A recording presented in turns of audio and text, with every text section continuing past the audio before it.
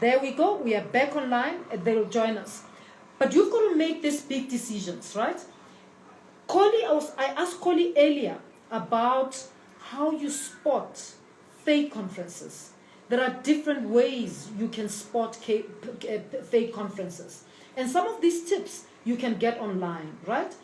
I'll call Collie back. But some of the tips you get online, first of all, I said the conference has a very ambitious title, because what they are trying to do, they are trying to get as many people they can get onto the conference. Secondly, they might actually invite you, even though you know when you're alone that I'm not very experienced, and they invite you, they say you're a keynote speaker. What you don't know is everybody that they're inviting, they say to them they're a keynote speaker. So you get this inflated ego, thinking that this is the thing and I am the keynote speaker, only to find that it's bogus.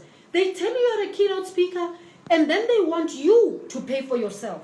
They still charge you registration, and they still charge you everything else as if you are not a keynote speaker. But they tell you how honored they are that they have selected you as their key speaker, an honorable person who's known in the field.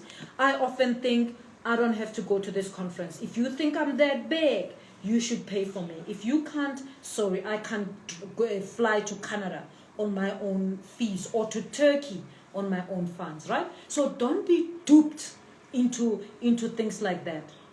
Ask around. Take that and ask your supervisor. Don't suddenly think that you are hot property. They invited you and not your supervisor to be a keynote speaker. They might know that your supervisor will not be duped. And that's why they invite you as a student to be a keynote speaker, or you as a new graduate and a new academic to be a keynote speaker. Check carefully, all right? Look at the program. How focused is it in your discipline, all right? Don't just go in. Look at the language that they're using. Read everything that they have on the conference website. How focused, how legit it is. Don't just think that it is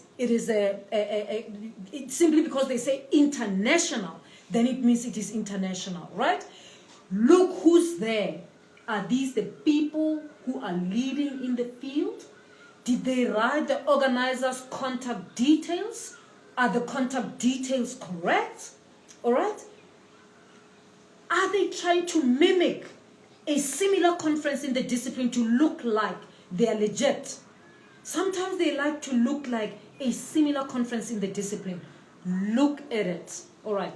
And by the way, there are fake conferences, but there are also low quality conferences that two inexperienced people just try to organize. You can go to support them, but you're not gonna learn much from them, because you as an inexperienced student or academic, you are the top dog there. You don't want to be doing that. You want to go to a community that you can contribute to and grow to. All right? So grow in, right? So look at the fees as well. What are they charging? How reasonable is the charging? Conferences are not cheap, so you don't want to be getting into a scam. Here is to clue you in. Remember, your supervisor is not under any obligation to teach you this. Your supervisor is there to make sure that you get your PhD or your master's. If they teach you about conferences, that's great. They are very generous, right? It means they're also your mentor. That's great. That's what we want from supervisors. But their key mandate is to focus on you getting the degree. So don't go away from here now and say your supervisor is low quality because they're not telling you about conferences.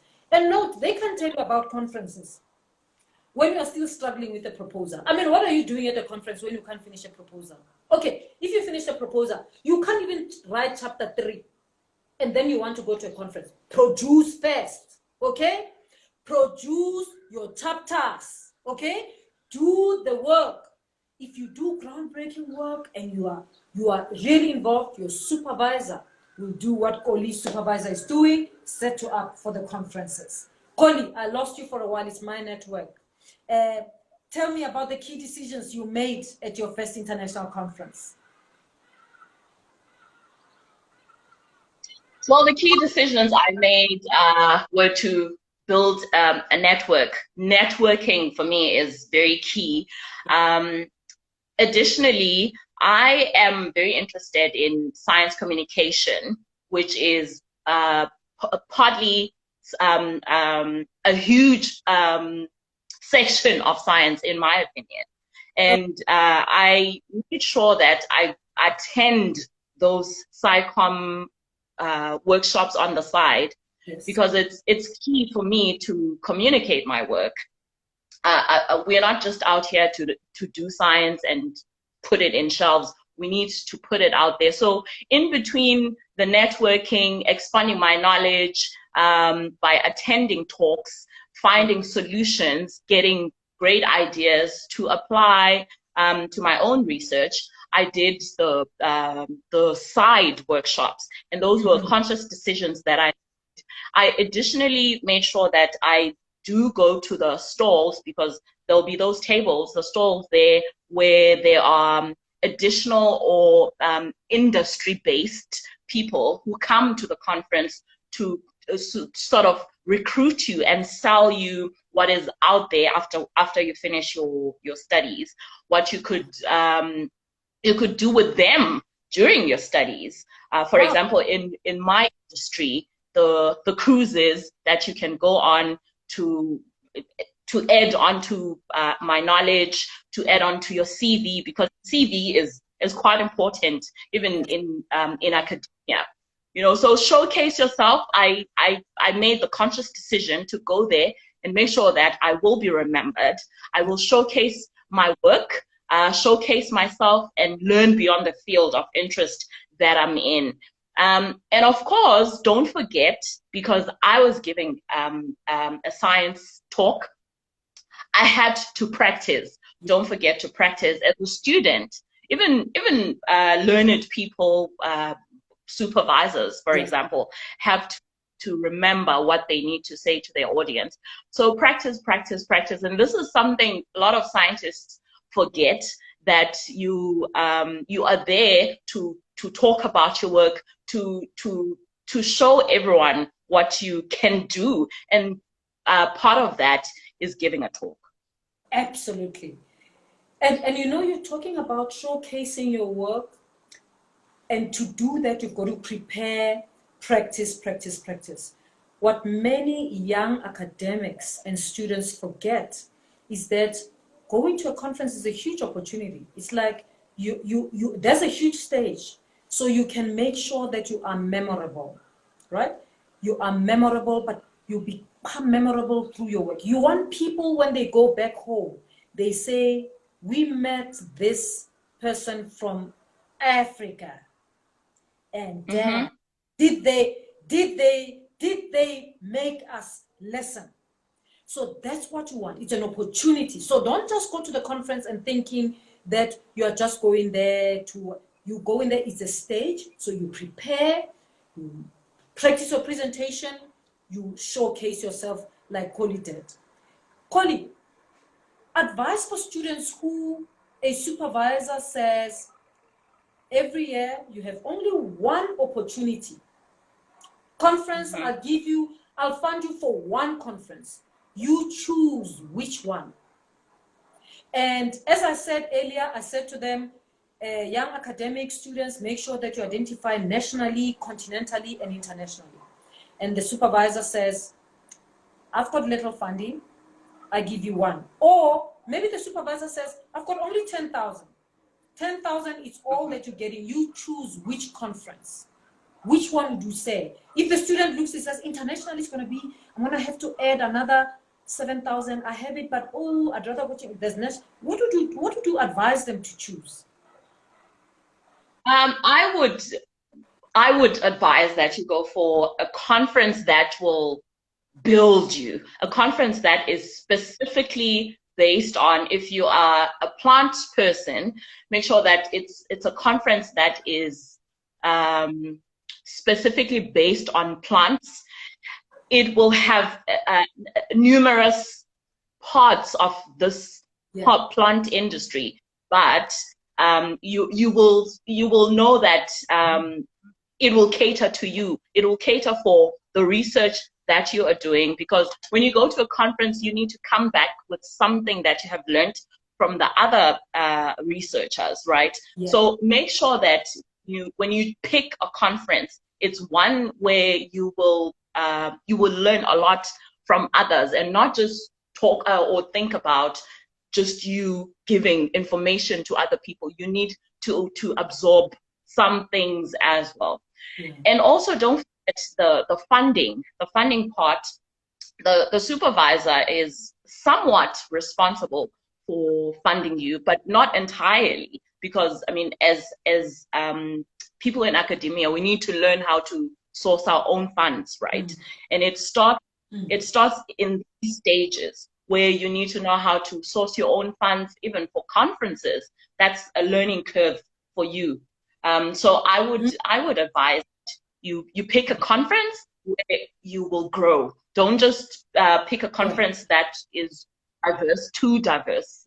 For example, for me, I would pick a conference that ocean-based, nitrogen isotope-based, and as opposed to a conference that, say, for example, deals with modeling, ocean modeling, which I don't dwell much on. I do a lot of coding, not the ocean modeling. So that would be my advice to everyone. Great. Collie, thank you very much for joining me. Network is playing with me today, which is not very nice, but it's really been good talking to you. I'm sure I will get you back again on this platform. Thank you. Thank you for who you are, what you do, and how you do it. Get that PhD, girl. Get that PhD. All the best. Thank you. So I hope you got that advice. We lost the people on Facebook because of network, but we're going to go on until we finish. We've got 4 minutes to go. Remember, if you are an academic, remember we're talking about building a successful academic career. Academia is a space of ideas, right? So intellectually, you've got to be strong. You've got to be able to think on your feet. You've got to have ideas, questions, problems that you can explore in your research. And after all of that is done, you also have to have the performance side of things. Whether you're going to teach or you're going to a conference, it's a performance. But the performance has got to have content, right? So it's not just that you stand and you speak with confidence, it's what you say that matters. And that's why when Collie says practice, don't just go there and think you have a paper, that's all, and you're just going to read your paper to them. Practice. Do that PowerPoint. Make sure that it's structured. Make sure that when people walk into your presentation, they will not walk out 10 minutes later because they feel that you're not saying anything else. And if they walk out, don't think it's because they hate you or what. No. People don't want to waste their time at the conference. If I come to your paper and you are busy waffling, you don't make sense, I am out. Not only am I out, I'm going to tell other people how much of my time you wasted. And therefore, you also next year will not get people coming to your paper because people think it's a waste of time. Because at any one time, there's competition. There's 5 or 10 other papers happening at the same time. So if yours is wasting my time, I go elsewhere. So you make sure that you have the content, you know your story, you make sure that you're not defensive, you're open-minded, but you also make sure that you make it worthwhile, the performance side of things. Just like you've got to make sure that when you go to the lecture and you're going to teach those first years, you make it worthwhile. Like, you don't have to force your first years to come to class. They've got to know if they don't come to class, they're going to miss out, right? They've got to know they're going to miss out. If you're that young academic, you've got to make sure of that. If you don't do that, then you might be this person with content that nobody wants to listen to. You also might be the person that nobody invites to be a keynote speaker. You know, when we identify keynote speakers, we identify people who have something to share with us, people who will shift our thinking, people who will disrupt the way things are done in a good way to move the discipline forward, but also people who are worth listening to. So be that person by preparing yourself every time you go to the conference. It's almost 4 o'clock. Thank you very much for joining me. I'm sorry about the network today, but I'll see you again next week. Please remain focused. Remember, your supervisor is not obliged to fund your conference attendance. Your supervisor, it is not their responsibility, or they are not forced to fund your conference attendance. So don't sit there and say, they haven't funded me and I'm already graduated. How do you even know that they have funding? Maybe they don't have funding. All right? They too need to attend. Okay? They have to compete for funding. So Zabalaza Wanakohai, go to the NRF website, check conference funding online, apply for conference funding for yourself, and talk to your supervisor about how to do this if you can't, right? If they fund you, don't be entitled. Come back and say, thank you for the opportunity. Make it worthwhile for them. Let them see that you are worth investing in. Don't sit there and demand. And hey, you do not deserve any conference support if you are not doing your academic work. If you cannot produce the chapter, there is no reason why anybody should give you funding to go to the conference. It's true. There's no reason why anybody should fund you if you do not produce the work. So do the work, and then you'll see how much your supervisor will be enthusiastic to fund you to go to the conference. All right, have a good week. All the best. Be your best. Do your best. And know that this world owes you nothing. So make sure that you leave your mark. Don't leave just with expectations and demands of other people. Demand more from yourself. Do more. Offer more. Make sure that you are memorable. All the best. Peace out. Peace out.